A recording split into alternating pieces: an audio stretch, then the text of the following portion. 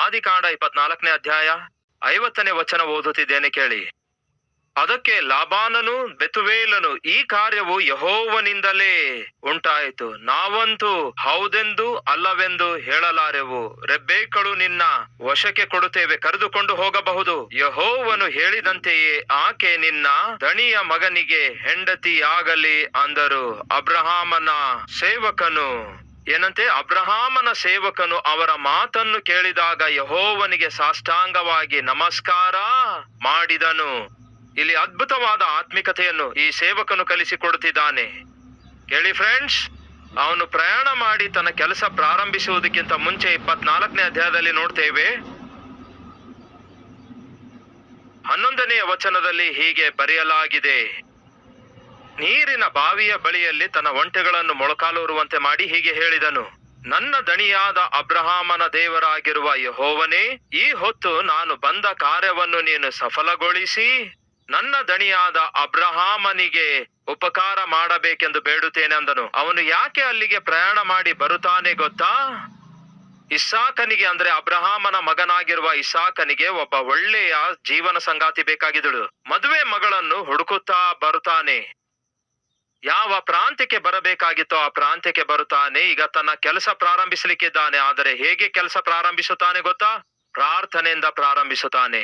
ಮತ್ತೊಮ್ಮೆ ಜ್ಞಾಪಕಗೊಳಿಸುತ್ತೇನೆ ಕೇಳಿ. ನಿಮ್ಮ ಪ್ರತಿಯೊಂದು ಕೆಲಸ ಆಗಿರಬಹುದು, ನಿಮ್ಮ ಪ್ರಯತ್ನಗಳಾಗಿರಬಹುದು, ನಿಮ್ಮ ಪ್ರಯಾಣ ಆಗಿರಬಹುದು, ನಿಮ್ಮ ಪರಿಚರ್ಯ ಆಗಿರಬಹುದು, ಪ್ರಾರ್ಥನೆಯಿಂದಲೇ ಪ್ರಾರಂಭಿಸಿರಿ.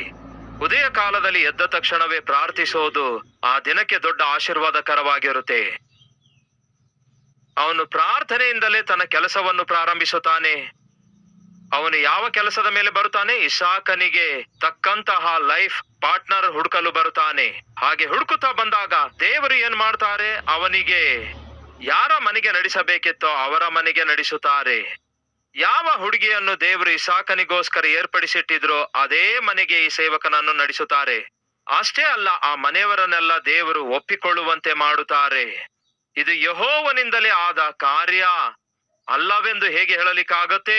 ಇಗೋ, ನಮ್ಮ ಮಗಳಾದ ರೆಬೆಕ್ಕಳು ನಿನ್ನ ಮುಂದೆ ಇದ್ದಾಳೆ, ಆಕೆಯನ್ನು ಕರೆದುಕೊಂಡು ಹೋಗು.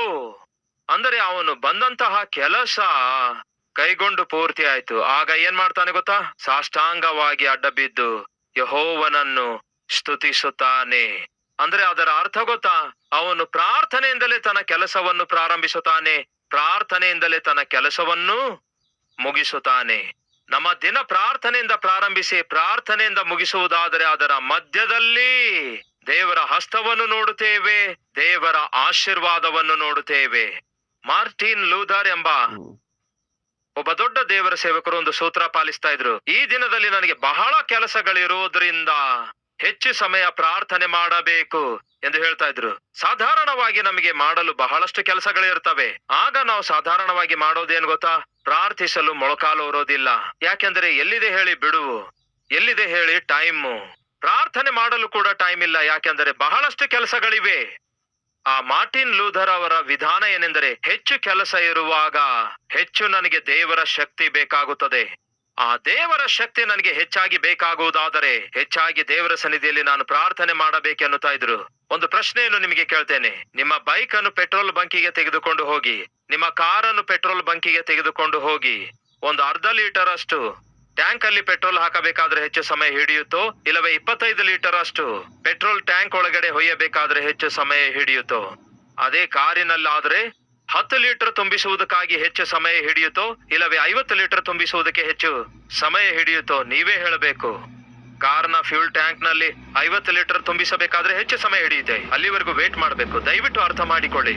ನಿಮ್ಮ ಮುಂದೆ ಹೆಚ್ಚು ಪ್ರಯಾಣ ಇದ್ದಾಗ, ಹೆಚ್ಚು ಕೆಲಸ ಇದ್ದಾಗ ದೇವರಿಂದ ನಿಮಗೆ ಹೆಚ್ಚಾದಂತಹ ಶಕ್ತಿ ನಿಮಗೆ ಬೇಕಾಗಿರೋದ್ರಿಂದ ಹೆಚ್ಚಾದ ಸಮಯವನ್ನು ನೀವು ದೇವರ ಸನ್ನಿಧಿಯಲ್ಲಿ ಕಳೆಯುವವರಾಗಿರಬೇಕು. ಇದು ಮಾರ್ಟಿನ್ ಲೂಥರ್ ಎಂಬ ಭಕ್ತನ ಸೂತ್ರ ಆಗಿದೆ. ಗ್ರೆಗೋರಿ ಎಂಬ ಒಬ್ಬ ಅದ್ಭುತನಾದ ಭಕ್ತನು ಹೇಳಿರುವುದೇನು ಗೊತ್ತಾ?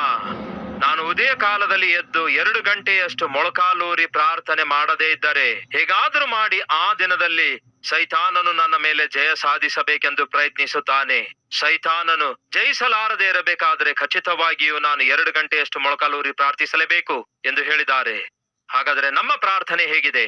ಯೇಸು ಕ್ರಿಸ್ತನು ಉದಯ ಕಾಲದಲ್ಲಿಯೇ ಎದ್ದು ಇನ್ನೂ ಮೊಬ್ಬಾಗಿರುವ ಬರುವಾಗಲೇ ಎದ್ದು ಪ್ರಾರ್ಥಿಸ್ತಾರೆ. ಮಾರ್ಕನ ಸುವಾರ್ತೆ 1ನೇ ಅಧ್ಯಾಯ 35ನೇ ವಚನ ಹೇಳುತ್ತದೆ, ಇನ್ನೂ ಮೊಬ್ಬಾಗಿರುವಾಗಲೇ ಏಕಾಂತವಾಗಿ ಆತನು ಅರಣ್ಯದೊಳಗೆ ಹೋಗಿ ಪ್ರಾರ್ಥನೆ ಮಾಡಿದನು ಎಂಬುದಾಗಿ ಇಲ್ಲ, ಆದರೆ ಪ್ರಾರ್ಥನೆ ಮಾಡುತ್ತಲೇ ಇದ್ದನು ಅಂತ ಇದೆ.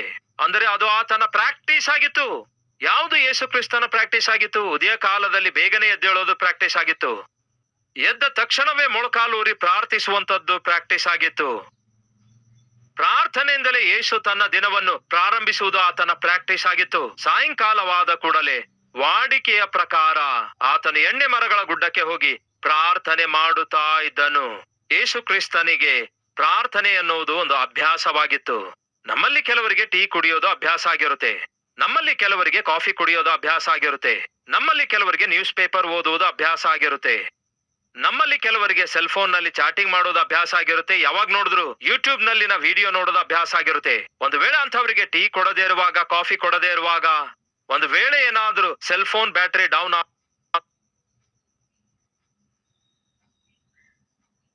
ಆದ್ರೆ ಅವರಿಗೆ ಹುಚ್ಚಿಡ್ದಂತ ಆಗತ್ತೆ. ಯಾಕೆಂದ್ರೆ ಅದು ಅವರ ಅಭ್ಯಾಸ ಆಗಿದೆ. ಶಾರೀರಿಕವಾಗಿ ನಿಮಗೆ ಹೀಗೆ ಕೆಲವೊಂದು ಅಭ್ಯಾಸಗಳಿವೆ. ಕೆಲವರಿಗೆ ಕುಡಿಯುವ ಅಭ್ಯಾಸ ಇರುತ್ತೆ, ಕೆಲವರಿಗೆ ಸಿಗರೇಟ್ ಸೇದುವ ಅಭ್ಯಾಸ ಇರುತ್ತೆ, ಕೆಲವರಿಗೆ ಗುಟ್ಕಾ ತಿನ್ನುವ ಅಭ್ಯಾಸ ಇರುತ್ತೆ, ಇನ್ನು ಕೆಲವರಿಗೆ ಪಾಪಿಷ್ಟ ಹುಡುಗಿಯರೊಂದಿಗೆ ಪಾಪಿಷ್ಟ ಕೆಲಸ ಮಾಡೋದು ಅಭ್ಯಾಸ ಇರುತ್ತೆ, ಕೆಲವರಿಗೆ ತಿರುಗಾಡೋದು ಅಭ್ಯಾಸ ಆಗಿರುತ್ತೆ. ಅಂಥವರಿಗೆ ಅವರ ಅಭ್ಯಾಸ ಬಿಡಿಸುವ ಪ್ರಯತ್ನ ಮಾಡಿ, ಅವರಿಗೆ ಹುಚ್ಚಿಡ್ದಂತ ಆಗುತ್ತೆ. ಶಾರೀರಿಕ ಸಂಬಂಧವಾದ ಶಾರೀರಿಕ ಅಭ್ಯಾಸಗಳ ಬಗ್ಗೆ ಮಾತಾಡದೆ ಯೇಸುವಿಗೂ ಕೂಡ ಕೆಲವೊಂದು ಅಭ್ಯಾಸಗಳಿದ್ವು. ಯಾವುದು ಗೊತ್ತಾ? ಪ್ರಾರ್ಥಿಸುವಂತದ್ದು ಯೇಸುವಿಗೆ ಅಭ್ಯಾಸವಾಗಿತ್ತು. ಅಭ್ಯಾಸಗಳನ್ನು ಬಿಡಿಸೋದು ಅಷ್ಟು ಸುಲಭವಲ್ಲ. ಉದಯದಲ್ಲಿ ಎದ್ದ ತಕ್ಷಣವೇ ಪ್ರಾರ್ಥಿಸೋದು ಅಭ್ಯಾಸ, ರಾತ್ರಿ ಮಲಗುವುದಕ್ಕಿಂತ ಮುಂಚೆ ಪ್ರಾರ್ಥಿಸೋದು ಅಭ್ಯಾಸವಾಗಿತ್ತು. ದಿನವಿಡೀ ದೇವರ ಸೇವೆ ಮಾಡುತ್ತಾ ಸುವಾರ್ತೆ ಪ್ರಕಟಿಸುವಂತದ್ದು ಆತನ ಅಭ್ಯಾಸ ಆಗಿತ್ತು. ಹಾಗಾದರೆ ನಿಮಗಿರುವ ಅಭ್ಯಾಸ ಏನಾಗಿವೆ ಒಮ್ಮೆ ಆಲೋಚಿಸಿ. ನಿಮಗೂ ನನಗೂ ನಮ್ಮೆಲ್ಲರಿಗೂ ಪ್ರಾರ್ಥಿಸುವುದು ಅಭ್ಯಾಸವಾಗಿರೋದಾದ್ರೆ ಎಷ್ಟು ಚೆನ್ನಾಗಿರುತ್ತೆ. ವಾಕ್ಯ ಧ್ಯಾನಿಸುವುದು ಅಭ್ಯಾಸ ಆಗಿರೋದಾದ್ರೆ ಎಷ್ಟು ಚೆನ್ನಾಗಿರುತ್ತೆ. ಆ ಸೇವಕನು ಒಂದು ಅದ್ಭುತವಾದ ಆತ್ಮಿಕ ಪಾಠವನ್ನು ಕಲಿಸುತ್ತಿದ್ದಾನೆ. ಅದೇನೆಂದರೆ, ತನ್ನ ಕೆಲಸ ಪ್ರಾರಂಭಿಸಿದಾಗ ದೇವರಿಗೆ ಪ್ರಾರ್ಥಿಸುತ್ತಾನೆ. ತನ್ನ ಕೆಲಸ ಪೂರ್ತಿಗೊಂಡ ನಂತರ ಸಾಷ್ಟಾಂಗವಾಗಿ ನಮಸ್ಕರಿಸಿ ದೇವರನ್ನು ಸ್ತುತಿಸುತ್ತಿದ್ದಾನೆ. ನಮ್ಮಲ್ಲಿ ಬಹಳಷ್ಟು ಜನರು ದೇವರನ್ನು ಸ್ತುತಿಸುವ ವಿಷಯದಲ್ಲಿ ಬಹಳ ನಿರ್ಲಕ್ಷ್ಯತನ ತೋರಿಸ್ತಾರೆ. ಆಗ ನಿಮ್ಮಲ್ಲಿ ಕೆಲವರು ಹೇಳಬಹುದು, ಬ್ರದರ್, ನಾನು ದೇವರನ್ನು ಸ್ತುತಿಸುವುದಕ್ಕಾಗಿ ನನ್ನ ವಿಷಯದಲ್ಲಿ ದೇವರು ಏನ್ ಮಾಡಿದ್ದಾರೆ, ಏನ್ ಉದ್ಧರಿಸಿದ್ದಾರೆ? ಉದ್ಯೋಗಕ್ಕಾಗಿ ಪ್ರಾರ್ಥನೆ ಮಾಡ್ತಾ ಇದ್ದೆ, ಆದ್ರೆ ಉದ್ಯೋಗ ಸಿಗಲಿಲ್ಲ. ಪ್ರಮೋಷನ್ಗಾಗಿ ಪ್ರಾರ್ಥಿಸ್ತಿದ್ದೇನೆ, ಆದ್ರೆ ಪ್ರಮೋಷನ್ ಸಿಗಲಿಲ್ಲ. ಪರ್ಮನೆಂಟ್ ಆಗಬೇಕು ನನ್ನ ಉದ್ಯೋಗ ಎಂದು ಪ್ರಾರ್ಥಿಸಿದ್ರೆ, ಆದ್ರೆ ಉದ್ಯೋಗ ಪರ್ಮನೆಂಟ್ ಆಗ್ಲಿಲ್ಲ. ಮದುವೆ ಆಗ್ಬೇಕೆಂದು ಪ್ರಾರ್ಥಿಸಿದೆ, ಮದುವೆ ಆಗ್ಲಿಲ್ಲ. ಮಕ್ಕಳಾಗಬೇಕೆಂದು ಪ್ರಾರ್ಥಿಸಿದೆ, ಮಕ್ಕಳೂ ಆಗ್ಲಿಲ್ಲ. ಕಾರ್ ಕೊಂಡ್ಕೊಳ್ಬೇಕಂದ್ಕೊಂಡೆ, ಅದು ಕೊಂಡ್ಕೊಳ್ಳಲಿಕ್ಕಾಗ್ಲಿಲ್ಲ. ಮನೆ ಕಟ್ಕೊಳ್ಬೇಕಂದ್ಕೊಂಡೆ, ಮಧ್ಯದಲ್ಲೇ ನಿಂತು ಹೋಯ್ತು.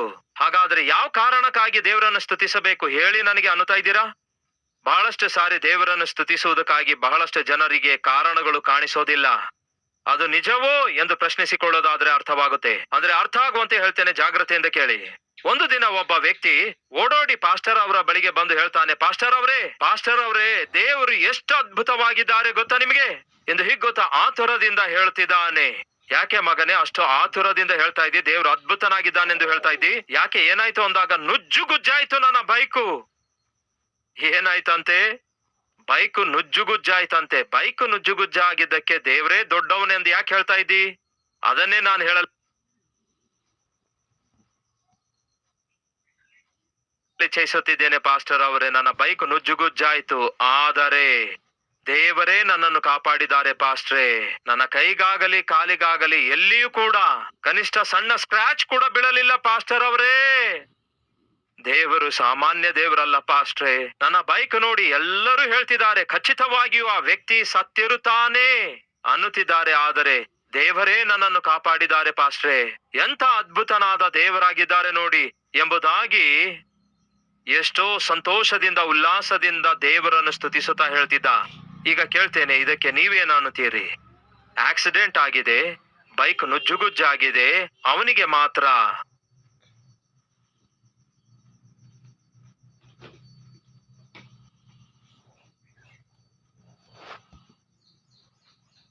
ಕನಿಷ್ಠ ಒಂದು ಸ್ಕ್ರಾಚ್ ಬೀಳಲಿಲ್ಲ, ಒಂದು ಸಣ್ಣ ಗೆರೆ ಕೂಡ ಬೀಳಲಿಲ್ಲ.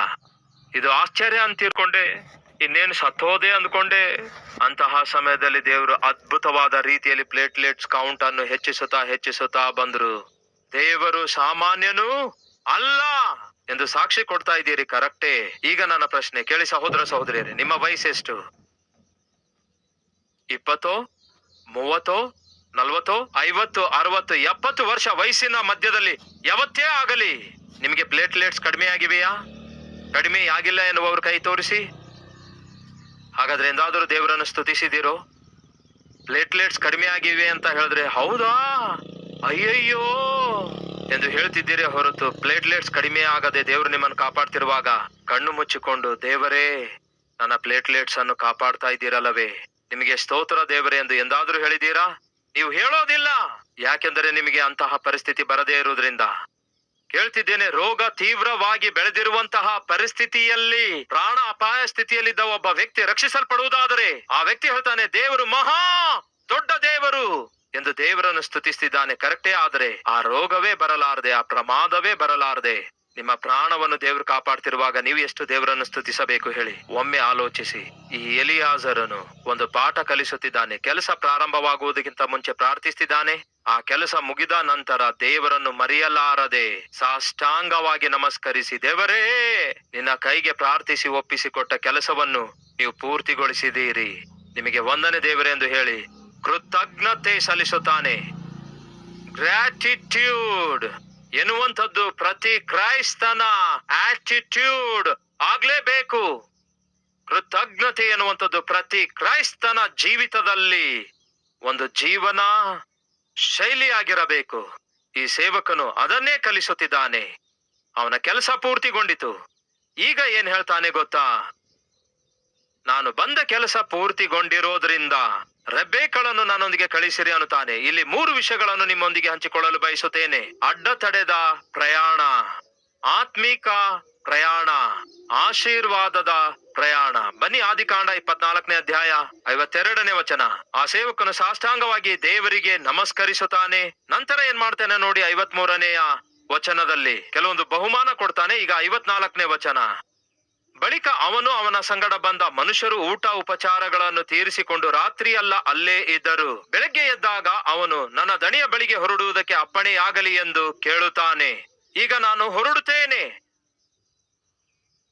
ಈಗೋ ನಮ್ಮ ಮಗಳು ತೆಗೆದುಕೊಂಡು ಹೋಗು ಎಂಬುದಾಗಿ ನೀವು ಹೇಳಿದ್ದೀರಲ್ಲವೇ? ಮೇಲ್ಗಡೆ ಏನಿದೆ ಓದೋಣ ಬನ್ನಿ. 51ನೇ ವಚನದಲ್ಲಿ, ಈಗೋ ರೆಬೆಕ್ಕಳನ್ನು ನಿನ್ನ ವಶಕ್ಕೆ ಕೊಡುತ್ತೇವೆ, ಆಕೆಯನ್ನು ಕರೆದುಕೊಂಡು ಹೋಗು. ಯೆಹೋವನು ಹೇಳಿದ ಪ್ರಕಾರವೇ ಆಕೆ ನಿನ್ನ ದಣಿಯ ಮಗನಿಗೆ ಹೆಂಡತಿಯಾಗಲಿ ಎಂಬುದಾಗಿ ಉತ್ತರಿಸಿದರು. ಕುಟುಂಬವಾಗಿ ಅವರೆಲ್ಲ ಹೇಳಿದ್ದೇನೆಂದರೆ, ಕರೆದುಕೊಂಡು ಹೋಗು. ಆ ರಾತ್ರಿ ವಿಶ್ರಾಂತಿ ತೆಗೆದುಕೊಂಡ ನಂತರ ಬೆಳಿಗ್ಗೆ ಎದ್ದ ತಕ್ಷಣವೇ ಆ ದಾಸನು ಬಂದು ಹೇಳ್ತಾನೆ, ಈಗ ನಾನು ಹೊರಡುತ್ತೇನೆ, ನಿಮ್ಮ ಮಗಳನ್ನು ನಾನು ಕರೆದುಕೊಂಡು ಹೋಗುತ್ತೇನೆ ಅನ್ನುತ್ತಾನೆ. ನೀವು ನಿಮ್ಮ ಮಗಳನ್ನು ಕೊಡಲು ಇಷ್ಟಪಟ್ಟಿದ್ದೀರಿ. ಇಸ್ಸಾಕನಿಗೆ ಹೆಂಡತಿಯಾಗಿರುವುದಕ್ಕೋಸ್ಕರ ರೆಬೆಕ್ಕಳನ್ನು ಕೊಡುವುದಕ್ಕೆ ಸಿದ್ಧರಾಗಿದ್ದೀರಿ. ಕರೆದುಕೊಂಡು ಹೋಗ್ತಿದ್ದೇನೆ ಎಂದು ಹೀಗೆ ಅವರ ಮುಂದೆ ತನ್ನ ಮನವಿ ಮಾಡಿಕೊಳ್ಳುತ್ತಾನೆ. ಇಸ್ಸಾಕನ ಬಳಿಗೆ ರೆಬೆಕ್ಕಳನ್ನು ತೆಗೆದುಕೊಂಡು ಹೋಗಬೇಕು. ಅದೇ ಪ್ರಕ್ರಿಯೆಯಲ್ಲಿ ಈ ಸೇವಕ ಕೇಳ್ತಿದ್ದಾನೆ, ರೆಬೆಕ್ಕಳನ್ನು ಕರೆದುಕೊಂಡು ಹೋಗುತ್ತೇನೆಂದು. ಉತ್ತರ ಏನೆಂದು ನೋಡೋಣ ಬನ್ನಿ. ರೆಬೆಕ್ಕಳ ಅಣ್ಣನು, ಆಕೆಯ ತಾಯಿಯು ಅವನಿಗೆ, ಹುಡುಗಿಯು ಇನ್ನು 8-10 ದಿನವಾದರೂ ನಮ್ಮಲ್ಲಿ ಇರಲಿ, ಆಮೇಲೆ ಆಕೆ ಹೋಗಬಹುದು ಎಂದು ಹೇಳಿದರು. ಕರೆದುಕೊಂಡು ಹೋಗ್ತೀಯಾ? ನಿಲ್ಲು ನಿಲ್ಲು, ಎಲ್ಲಿಗೆ ಕರೆದುಕೊಂಡು ಹೋಗ್ತಿ? ಅದೇನು, ನಿನ್ನೆ ನೀವು ಕರೆದುಕೊಂಡು ಹೋಗಬೇಕೆಂದು ಹೇಳಿದಿರಲ್ಲವೇ? ಹೌದು ಹೇಳಿದ್ದೇವೆ. ಹಾಗಂತ ತಕ್ಷಣವೇ ಕರೆದುಕೊಂಡು ಹೋಗ್ತೀಯಾ? ಏನಿದೆಯಪ್ಪ, ಸ್ವಲ್ಪ ಇರು. ಅಡ್ಡತಡೆದ ಪ್ರಯಾಣ. ರೆಬೆಕ್ಕಳು ಇಸ್ಸಾಕನ ಬಳಿಗೆ ಹೋಗಲು ಸಿದ್ಧಳಾಗಿದ್ದಳು. ಹೋಗಬೇಕು ಎಂದು ಆಸೆ ಪಟ್ಟಿದ್ದಳು. ಕರೆದುಕೊಂಡು ಹೋಗಲು ಮಧ್ಯದಲ್ಲಿ ದಾಸನು ಕೂಡ ಬಂದಿದ್ದ. ಇಲ್ಲಿ ನೀವು ಜಾಗ್ರತೆಯಿಂದ ಪರಿಶೀಲಿಸಿ ನೋಡೋದಾದರೆ ಇಸ್ಸಾಕನು ಕರ್ತನಾದ ಯೇಸು ಕ್ರಿಸ್ತನಿಗೆ ಸಾದೃಶ್ಯನಾಗಿದ್ದಾನೆ. ಇಸ್ಸಾಕನು ಮದಲಿಂಗನಾಗಿದ್ದಾನೆ. ಯೇಸು ಕ್ರಿಸ್ತನನ್ನು ಮದಲಿಂಗನೆಂದು ಬೈಬಲ್ ಪ್ರಬೋಧಿಸುತ್ತದೆ. ರೆಬೆಕ್ಕಳು ಮೊದಲ ಗಿತ್ತಿಯಾಗಿದ್ದಾಳೆ. ಸಭೆಯು ಮೊದಲ ಗಿತ್ತಿಯಾಗಿದೆ ಎಂದು ಬೈಬಲ್ ಬೋಧಿಸುತ್ತದೆ. ಮೊದಲ ಗಿತ್ತಿಯನ್ನು ಸಿದ್ಧ ಮಾಡಿ ಮೊದಲಿಂಗನ ಬಳಿಗೆ ಕರೆದುಕೊಂಡು ಒಯ್ಯುವಂತಹ ಕೆಲಸ ದೇವರು ಪವಿತ್ರಾತ್ಮ ದೇವರಿಗೆ ಒಪ್ಪಿಸಿದ್ದಾರೆ. ಅದು ಈ ಸೇವಕನು ಮಾಡುವ ಕೆಲಸವಾಗಿದೆ. ಅಬ್ರಹಾಮನು ತಂದೆಯಾದ ದೇವರಿಗೆ ಸೂಚನೆಯಾಗಿದ್ದಾನೆ.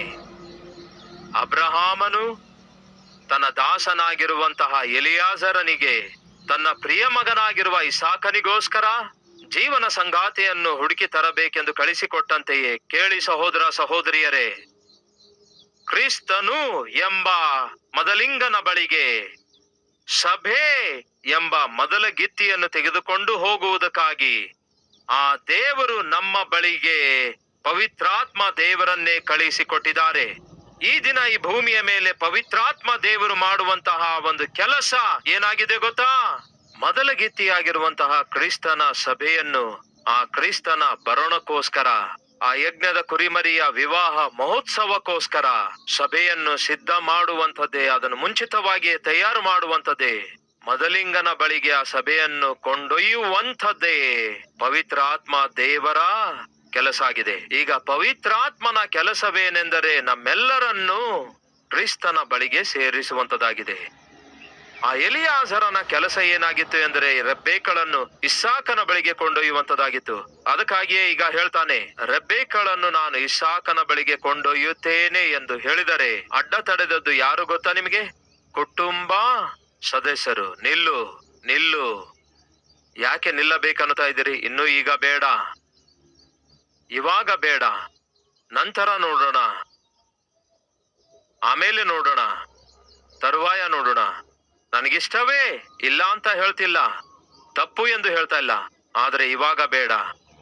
ದಯವಿಟ್ಟು ಗಮನಿಸಿರಿ, ನಮ್ಮಲ್ಲಿ ಬಹಳಷ್ಟು ಜನ ಕರ್ತನಾದ ಯೇಸು ಕ್ರಿಸ್ತನ ಕುರಿತಾಗಿ ಕೇಳಿದ ನಂತರ, ಆತನು ಲೋಕರಕ್ಷಕನು ಎಂದು ಗಮನಿಸಿದ ನಂತರ, ಆ ಸತ್ಯವನ್ನು ಪವಿತ್ರಾತ್ಮ ದೇವರು ನಿಮಗೆ ತಿಳಿಯಪಡಿಸಿದ ನಂತರ ನೀವು ಕ್ರಿಸ್ತನ ನಿಕಟತೆಗೆ ಸೇರಬೇಕು ಎಂದು ಆಶಿಸುತ್ತಿರುವಾಗ ಸಹಜವಾಗಿ ನಿಮ್ಮನ್ನು ಅಡ್ಡ ತಡೆಯುವುದು ಯಾರು ಗೊತ್ತಾ? ನಿಮ್ಮ ಕುಟುಂಬ ಸದಸ್ಯರೇ, ನಿಮ್ಮ ಮನೆಯವರೇ ಅಡ್ಡ ತಡೆಯುತ್ತಾರೆ. ಹೋಗಿ ದೀಕ್ಷಾ ಸ್ನಾನ ತೆಗೆದುಕೊಳ್ತೇನೆ ಎಂಬುದಾಗಿ ತಂದೆ ತಾಯಿಗಳಿಗೆ ಕೇಳಿದ್ರೆ ಅಮ್ಮ ಏನನ್ನುತ್ತಾಳೆ ಗೊತ್ತಾ? ಇವಾಗ ಬೇಡ ಮಗಳೇ, ಆಯ್ತು ತೆಗೆದುಕೊಳ್ಳುವಿ ಅಂತೆ, ಆಮೇಲೆ ನೋಡೋಣ. ನಾನು ಕ್ರಿಸ್ತನನ್ನು ನಂಬಬೇಕನ್ನುತ್ತಿದ್ದೇನೆ, ಕ್ರಿಸ್ತನನ್ನು ರಕ್ಷಕನನ್ನಾಗಿ ಅಂಗೀಕರಿಸಲು ಬಯಸುತ್ತಿದ್ದೇನೆ ಎಂದು ಪೇರೆಂಟ್ಸ್ಗೆ ಹೇಳಿದ್ರೆ, ಅಯ್ಯೋ ಮಗನೇ, ಇವಾಗ್ಲೇ ಭಕ್ತಿ ಏನು? ಇವಾಗ ಈ ಭಕ್ತಿ ಏನು? ಇವಾಗ ಈ ಕ್ರಿಸ್ತನೇನು? ಇವಾಗ ಈ ದೀಕ್ಷಾ ಸ್ನಾನ ಏನು ಮಗನೇ? ದೇವರಲ್ಲಿ ಭಯ ಭಕ್ತಿ ಉಳ್ಳವನಾಗಿರೋದು ತಪ್ಪೆಂದು ಹೇಳ್ತಾ ಇಲ್ಲ, ಆದ್ರೆ ಈ ವಯಸ್ಸಲ್ಲಿ ನೀನು ಹೊಂದಿಕೊಂಡಿರಬೇಕಾದ ದೇವರಲ್ಲಿನ ಭಯ ಭಕ್ತಿ ಪ್ರಾರ್ಥನೆ ಶ್ರದ್ಧೆ ಇವೆಲ್ಲ ಅಲ್ಲ ಮಗನೇ. ಮತ್ತೇನು? ಚೆನ್ನಾಗಿ ವಿದ್ಯಾಭ್ಯಾಸ ಮಾಡಬೇಕು, ವಿದ್ಯಾಭ್ಯಾಸದ ನಂತರ ಉದ್ಯೋಗ ಸಂಪಾದಿಸಬೇಕು, ಉದ್ಯೋಗ ಸಂಪಾದಿಸಿ ಮದುವೆ ಮಾಡ್ಕೊಳ್ಬೇಕು, ಮದುವೆ ಮಾಡ್ಕೊಂಡು ಮಕ್ಕಳನ್ನು ಹಡಿಬೇಕು, ಆ ಮಕ್ಕಳನ್ನು ಓದಿಸಬೇಕು, ಓದಿಸಿ ಅವರನ್ನು ಸಾಕಬೇಕು, ಸಾಕಿ ಅವರಿಗೆ ಮದುವೆ ಮಾಡಬೇಕು, ಆನಂತರ ಅವರಿಗೆ ಮಕ್ಕಳಾಗ್ಬೇಕು, ಆನಂತರ ರಿಟೈರ್ಮೆಂಟ್ ಆಗ್ಬೇಕು, ಆನಂತರ ಆಗ ದೇವರೇ ದೇವರೇ ದೇವರೇ ಸ್ತೋತ್ರ ಸ್ತೋತ್ರ ಅಂತ ಹೇಳಬೇಕು. ಇದು ಬಹಳ ಜನರಿಗಿರುವ ಅಭಿಪ್ರಾಯವಾಗಿದೆ. ದೇವರ ಮೇಲೆ ಯಾವಾಗ ಶ್ರದ್ಧೆ ಇರಬೇಕೆಂದರೆ ಜವಾಬ್ದಾರಿಕೆಗಳೆಲ್ಲ ತೀರಿ ಹೋದ ನಂತರ, ಇವತ್ತೋ ನಾಳೆ ತೀರಿ ಹೋಗುತ್ತೇವಲ್ಲವೇ, ಅವಾಗ ಅನ್ಬೇಕಂತೆ ದೇವರೇ ದೇವರೇ ದೇವರೇ ಎಂದು. ಇದು ಸರಿಯಾದ ಪದ್ಧತಿ ಅಲ್ಲ. ಬಾಲಕನು ನಡೆಯಬೇಕಾದ ದಾರಿಯನ್ನು ಅವನಿಗೆ ಕಲಿಸಿಕೊಡು ಎಂದು ವಾಕ್ಯ ಹೇಳುತ್ತೆ. ಯವ್ವನ ಕಾಲದಲ್ಲಿ ನೊಗ ಹೋರುವುದು ಮನುಷ್ಯನಿಗೆ ಮೇಲು, ಅದನ್ನು ಹೊತ್ತುಕೊಳ್ಳುವಂತೆ ಮಾಡಿದಾತನು ಯಾರಂತೆ? ಆ ದೇವರೇ, ಯೆಹೋವನೇ. ಯವ್ವನ ಪ್ರಾಯದಲ್ಲಿ ಭಯಭಕ್ತಿ ಉಳ್ಳವರಾಗಿರುವಂತದ್ದು, ಚಿರು ಪ್ರಾಯದಲ್ಲಿಯೇ ದೇವರಲ್ಲಿ ಭಯಭಕ್ತಿ ಉಳ್ಳವರಾಗಿರುವಂತದ್ದು, ಆ ರೀತಿ ಮಕ್ಕಳನ್ನು ಬೆಳೆಸುವಂತದ್ದು ಪ್ರತಿ ತಂದೆ ಪ್ರತಿ ತಾಯಿಯ ಜವಾಬ್ದಾರಿಕೆಯಾಗಿದೆ. ಆದರೆ ದಯವಿಟ್ಟು ಗಮನಿಸಿರಿ, ಆ ದಿನ ಇಸಾಕನ ಬಳಿಗೆ ರಬ್ಬೇಕಳು ಹೋಗಿ ಸೇರುತ್ತೇನೆ ಎಂಬ ಆಸೆ ತೋರಿಸುತ್ತಿರುವಾಗ ಅಡ್ಡ ತಡೆದದ್ದು ಯಾರು ಗೊತ್ತಾ? ಕುಟುಂಬ ಸದಸ್ಯರೇ, ತಂದೆ ತಾಯಿಗಳೇ. ಬಹಳ ಸಂದರ್ಭದಲ್ಲಿ ನನ್ನ ಬಳಿಗೆ ತಮ್ಮ ತಂಗಿಯಂದಿರು ವಿಸಿಟಿಂಗ್ ಅವರ್ಸ್ ಅಲ್ಲಿ ಬಂದು ಹೇಳ್ತಾರೆ, ಅಣ್ಣ ಸಭೆಗೆ ಬರಬೇಕೆಂಬ ಆಸೆ ಇದೆ ಅಣ್ಣ, ರಕ್ಷಿಸಲ್ಪಡಬೇಕು ಎಂಬ ಆಸೆ ಇದೆ ಅಣ್ಣ, ದೀಕ್ಷಾ ಸ್ನಾನ ತೆಗೆದುಕೊಳ್ಳಬೇಕೆಂಬ ಆಸೆ ಇದೆ ಅಣ್ಣ, ನನ್ನ ಮಮ್ಮಿ ಒಪ್ಪಿಕೊಳ್ತಾ ಇಲ್ಲ ಅಣ್ಣ, ನನ್ನ ಡ್ಯಾಡಿ ಒಪ್ಪಿಕೊಳ್ತಾ ಇಲ್ಲ ಅಣ್ಣ, ಸಿನಿಮಾ ನೋಡಿದ್ರೆ ಯಾವ ತೊಂದರೆ ಇಲ್ಲ, ಊರ್ ಸುತ್ತಲೂ ಹೋದ್ರೆ ತೊಂದರೆ ಇಲ್ಲ, ಸೆಲ್ ಫೋನ್ ನಲ್ಲಿ ಯಾವಾಗ ನೋಡಿದ್ರು ಕೂಡ ಟೈಮ್ ವೇಸ್ಟ್ ಮಾಡಿಕೊಳ್ಳುವಾಗ ಅದ್ರ ಬಗ್ಗೆ ಏನು ತಂದೆ ತಾಯಿಗಳಿಗೆ ಚಿಂತೆ ಇಲ್ಲ, ಒಮ್ಮೆ ಒಬ್ಬ ಹುಡುಗ ಲೋಕಾನುಸಾರವಾಗಿ ಜೀವಿಸ್ತಾ ಇದ್ದ, ಇಷ್ಟಾನುಸಾರವಾಗಿ ಜೀವಿಸುತ್ತಾ ಇದ್ದ. ವಿಚಿತ್ರ ಏನೆಂದ್ರೆ ಆ ಹುಡುಗ ಸ್ವಲ್ಪ ದಪ್ಪ ಇರ್ತಾನೆ, ತಂದೆಯನ್ನು ಬಹಳ ಸಣ್ಣಗಾಗಿ ಇರ್ತಾನೆ. ಇವನೇನೋ ಇಷ್ಟಾನುಸಾರವಾಗಿ ತಿರುಗಾಡುತ್ತಾ ಅಲಕ್ಷ್ಯತನದಿಂದ ಜೀವಿಸುತ್ತಿರುವಾಗ ತಂದೆ ಯಾವತ್ತೂ ಕೂಡ ತನ್ನ ಮಗನಿಗೆ, ಆ ಮಗನು ಮನೆಗೆ ತಡ ಮಾಡಿ ಬಂದ್ರು, ಕುಡಿದು ಬಂದ್ರು ಕೂಡ ಒಂದು ಮಾತು ಕೇಳ್ತಾ ಇರಲಿಲ್ಲ. ಯಾಕಂದ್ರೆ ಯಾರಿಗೆ ಗೊತ್ತು, ಕೆಲ್ಸಕ್ಕೆ ಬರ್ದವನು ಹೊಡೆದ್ರು ಹೊಡೆಯಬಹುದು, ಕೋಣದಂತೆ ತಯಾರಾಗಿದ್ದಾನೆ ಎಂದು ಹೀಗೆ ಭಯಪಟ್ಟು ತಂದೆ ಕನಿಷ್ಠ ಮಗನಿಗೆ ಒಂದ್ ಮಾತು ಹೇಳ್ತಿರ್ಲಿಲ್ಲ. ಏನ್ ಮಗನೇ, ಯಾಕೆ ಇಷ್ಟು ತಡ ಮಾಡಿ ಬರ್ತಾ ಇದ್ದಿ ಮನೆಗೆ, ಏನು ಆ ರೀತಿ ಸ್ಮೆಲ್ ಬರ್ತಾ ಇದೆ ನಿನ್ನಲ್ಲಿ ಎಂದು ಕೇಳ್ತಾ ಇರ್ಲಿಲ್ಲ ಅಂತೆ. ಮಧ್ಯರಾತ್ರಿ 1 ಗಂಟೆ 2 ಗಂಟೆಗೆ ಮಗನು ಬಂದು ಬಾಗಿಲು ತಡೆದ್ರೆ ತಂದೆ ಮೆಲ್ಲಗೆ ಎದ್ದು ಬಂದು ಮೌನವಾಗಿ ಒಂದು ಮಾತಾಡದೆ ಬಾಗಿಲನ್ನು ತೆರೆದು, ಅಲ್ಲಿ ಊಟ ಇದೆ, ಊಟ ಮಾಡಿ ಮಲಗು ಎಂದು ಹೇಳ್ತಾ ಇದ್ದನಂತೆ. ಆ ಮಗನೇನು ಕುಡಿದು ತಿರುಗಾಡಿ ಬಂದು ನೇರವಾಗಿ ಹೋಗಿ ಊಟ ಮಾಡಿ ಮಲಗುತ್ತಾ ಇದ್ದನಂತೆ. ಇಷ್ಟು ಬಿಟ್ರೆ ಬೇರೆ ಏನು ಹೇಳ್ತಾ ಇರಲಿಲ್ಲ ಅಂತೆ ಪಾಪ ಸಣ್ಣಗಿರುವ ತಂದೆ, ಯಾಕೆಂದ್ರೆ ಮಗ ಬಹಳ ಬಲವಾಗಿದ್ದ. ಆ ನಂತರ ಆ ಹುಡುಗನು ಸಭೆಗೆ ಬಂದು ನಾನು ಸಾರಿದ ಸಂದೇಶವನ್ನು ಕೇಳಿದಾಗ ತನ್ನ ಜೀವಿತ ವಿಧಾನವನ್ನು ಮಾರ್ಪಡಿಸಿಕೊಂಡ. ತಿರುಗಾಡುವಿಕೆಯನ್ನು, ಕೆಲಸಕ್ಕೆ ಬರದ ಸ್ನೇಹವನ್ನು, ಕೆಟ್ಟ ಚಟಗಳನ್ನು ಬಿಟ್ಟು ಒಬ್ಬ ಒಳ್ಳೆ ವ್ಯಕ್ತಿಯಾಗಿ ತಯಾರಾದ. ಹಾಗೆ ಒಳ್ಳೆ ವ್ಯಕ್ತಿಯಾಗಿ ತಯಾರಾದ ನಂತರ ನನ್ನೊಂದಿಗೆ ಸೇವೆಯಲ್ಲಿ ಪಾಲ್ಗೊಳ್ಳಬೇಕು ಎಂಬುದಾಗಿ ನಿರ್ಧರಿಸಿ ಸೇವೆಯಲ್ಲಿ ಪಾಲ್ಗೊಳ್ಳಲು ಬರ್ತಿದ್ದ. ನಾವು ಗ್ರಾಮಗಳಿಗೆ ಹೋಗಿ ವಾಕ್ಯ ಸಾರಿ ಮಧ್ಯರಾತ್ರಿ ವೇಳೆಯಲ್ಲಿ 12 ಗಂಟೆ 1 ಗಂಟೆಗೆ ತಿರುಗಿ ಬಂದಾಗ ಆ ಹುಡುಗನ ತಂದೆ, ಅಲ್ಲಿಯವರೆಗೂ ಇಲಿಯಂತೆ ಇದ್ದ ಅವನ ತಂದೆ ಇವನು ಮಾರ್ಪಟ್ಟ ಕೂಡಲೇ ಹುಲಿಯಂತೆ ತಯಾರಾದ. ಗೇಟ್ ಹತ್ರವೇ ನಿಂತ್ಕೊಂಡು, ಏನೋ ಮಗನೇ, ಎಲ್ಲಿಂದ ಬರ್ತಾ ಇದೆಯೋ? ಆ ಹುಡುಗ ನನ್ನ ಬಂದು ಹೇಳ್ತಾ ಇದ್ದ, ಅಣ್ಣ, ಫುಲ್ ಲೋಡ್ ಆಗಿ ಹೋದಾಗ ನನ್ನ ತಂದೆ ಸುಮ್ನೆ ಕೂತ್ಕೊಳ್ತಾ ಇದ್ದಣ. ತಿರುಗಾಡುತ್ತಾ ಅಲೆಮಾರಿಯಾಗಿ ಕುಡಿದು ಬಂದು ಇಷ್ಟಾನುಸಾರವಾಗಿ ಜೀವಿಸುತ್ತಿರುವಾಗ ನನ್ನ ತಂದೆ ಒಂದು ಮಾತಾಡ್ತಿರ್ಲಿಲ್ಲ. ಈಗ ನನ್ನ ಜೀವಿತವನ್ನು ಮಾರ್ಪಡಿಸಿಕೊಂಡು ಸೇವೆಯಲ್ಲಿ ಪಾಲ್ಗೊಂಡು ಮನೆಗೆ ಹೋದ್ರೆ ಎಲ್ಲಿಗೆ ಹೋಗಿ ಬರ್ತಾ ಇದ್ದೋ ಮಗನೇ? ಸೇವೆಯಲ್ಲಿ ಪಾಲ್ಗೊಂಡು ತಿರುಗಿ ಮನೆಗೆ ಹೋದ್ರೆ ಎಲ್ಲಿಗೆ ಹೋಗಿ ಬರ್ತಾ ಇದೀಯೋ ಮಗನೇ? ಜಾಗ್ರತೆ ಎಂದು ನನಗೆ ಬೆದರಿಸುತ್ತಿದ್ದಾನೆ ಅಣ್ಣ. ಏನಣ್ಣ ಇದು, ಏನ್ ಮಾಡ್ಬೇಕು ಅಂತ ಕೇಳ್ದ. ಬೇಕಾದ್ರೆ ಗಮನಿಸಿ ನೋಡ್ರಿ, ಮಕ್ಕಳೇನಾದ್ರೂ ಇಷ್ಟಾನುಸಾರವಾಗಿ ಜೀವಿಸುತ್ತಿರುವಾಗ ತಂದೆ ತಾಯಿಗಳೇನು ಅಷ್ಟು ಲೆಕ್ಕಕ್ಕೆ ತೆಗೆದುಕೊಳ್ಳಲ್ಲ. ಆದ್ರೆ ಒಂದು ವೇಳೆ ಏನಾದ್ರೂ ಅದೇ ಯವನ ಮಗನು ಒಂದು ದಿನ ಏನಾದ್ರೂ ಬೈಬಲ್ ಇಟ್ಕೊಂಡು ಮನೆಗೆ ಹೋದ್ರೆ, ಏನಿದು, ಆ ಪುಸ್ತಕ ಯಾಕೆ ತಂದೆ? ನವಲ್ಸ್ ತಂದ್ರು ಪ್ರಶ್ನಿಸಲಿಲ್ಲ, ಮ್ಯಾಗಝಿನ್ ತಂದ್ರು ಪ್ರಶ್ನಿಸಲಿಲ್ಲ, ವೀಕ್ಲಿಫ್ ತಂದ್ರು ಪ್ರಶ್ನಿಸಲಿಲ್ಲ, ಅರ್ಧನಗ್ನವಾಗಿರುವ ಮ್ಯಾಗಝಿನ್ಸ್ ತಂದ್ರು ಪ್ರಶ್ನಿಸಲಿಲ್ಲ. ಬದುಕನ್ನು ಬದಲಾಯಿಸುವ ಪರಿಶುದ್ಧ ಸತ್ಯವೇದ ಹಿಡ್ಕೊಂಡು ಬಂದ್ರೆ, ಏನು ಮಗನೇ, ಯಾಕೆ ಅದನ್ನು ತಂದೆ ಎಂದು ಕೇಳ್ತಾರೆ. ಏನ್ ಹೇಳ್ಬೇಕು ಹೇಳಿ? ಆ ದಿನ ಎಲಿಯಾಜರನು ರೆಬ್ಬೆಕಳನ್ನು ಇಸಾಕನ ಬಳಿಗೆ ಕರೆದೊಯ್ತೇನೆ ಎಂದು ಹೇಳಿದಾಗ ತಂದೆ ತಾಯಿಗಳೇ ಹೇಳ್ತಾರೆ, ನಿಲ್ಲು, ಇವಾಗ ಬೇಡ ಅನ್ನುತ್ತಾರೆ. ಅಡ್ಡ ತಡೆದದ್ದು ಯಾರು? ತನ್ನ ಕುಟುಂಬ ಸದಸ್ಯರೇ. ಕೇಳಿ ಪ್ರಿಯ ಸಹೋದರ ಸಹೋದರಿಯರೇ, ಈ ದಿನ ಒಂದು ವೇಳೆ ನೀವು ಯೇಸುವಿನ ಬಳಿಗೆ ಬರಬೇಕು ಎಂದು ಆಶಿಸುತ್ತಿರುವಾಗ ಮತ್ತು ಯೇಸುವಿನಲ್ಲಿ ನಂಬಿಕೆ ಇಡಬೇಕೆಂದು ಆಶಿಸುತ್ತಿರುವಾಗ ಸಹಜವಾಗಿ ಯಾರ ಮೂಲಕ ಸೈತಾನನು ಆಟಂಕ ತರುತ್ತಾನೆ ಗೊತ್ತಾ ನಿಮಗೆ? ನಿಮ್ಮ ಮನೆಯವರ ಮೂಲಕವೇ ಎಂಬ ಈ ವಿಷಯ ಮರೆಯಬೇಡಿರೆಂದು ಕರ್ತನ ನಾಮದಲ್ಲಿ ಮನವಿ ಮಾಡಿಕೊಳ್ಳುತ್ತೇನೆ.